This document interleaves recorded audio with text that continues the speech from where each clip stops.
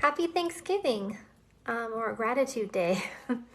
I was thinking about for people going to be with family today and some of the things that have been helping me about spending time with, people that raised me, a lot of my belief systems and came from, this group of people. And I wanted to share some tools that may be helpful.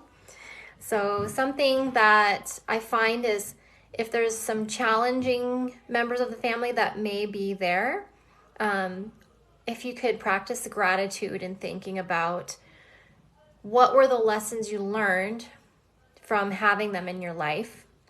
What did that bring, to your knowledge in life? Like maybe it was something that they've said that was offensive, that changed how you interact with other people. And then think of something that you genuinely like about that person.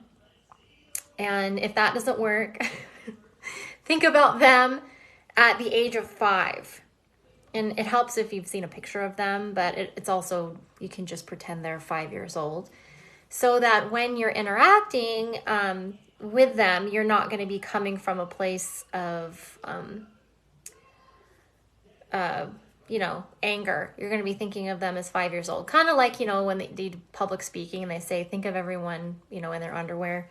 That would just make me laugh my head off and I wouldn't be able to speak. But it does help me to imagine people at a young age. And if I can think of the life lessons I learned from having them in my life, that also makes me grateful. But whether it's positive or negative, all of it has taught me something. And then for people that are teetotaling, that are going to be around a lot of people and they're not drinking and everyone else is, and it can be hard. It helps if you have a drink in your hand so that they don't pressure you. So you can be like, oh, I'm good, I've got this. Because other people that drink, they don't want to be reminded that they shouldn't be either, whether for health reasons or otherwise. So I like to have a carbonated water or, sparkling water, and I'll put a drop of lemon and a drop of ginger with ice. Delicious. So that's what I plan on having in my hand. And also, if you put some, like a type of mint, like I have super mint here, or peppermint, or in any of the blends doTERRA has that mentholy, like, sensation. If you put that on your stomach, I'll just take a drop of this super mint here and you put it on your stomach. It distracts the sensation in your body away from wanting something else, and it also curbs craving. So for sugar or whatever it is that you have decided, okay, I'm going to allow myself one of this kind of treat, and you want to kind of cut it off, then you can take whatever mint you chose, you can put it on your hand and just lick it, and then you don't want anything else. You're good. So keep this in your pocket. There's also doTERRA beadlets. Those are really helpful.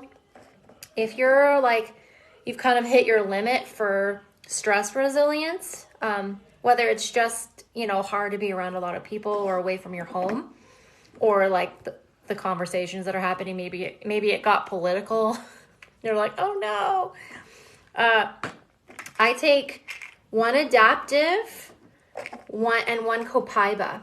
I'll take those together, and that helps to calm and regain my equilibrium so that I can be resilient in being around people and the conversations that they have. So, and you can always inject positive conversation.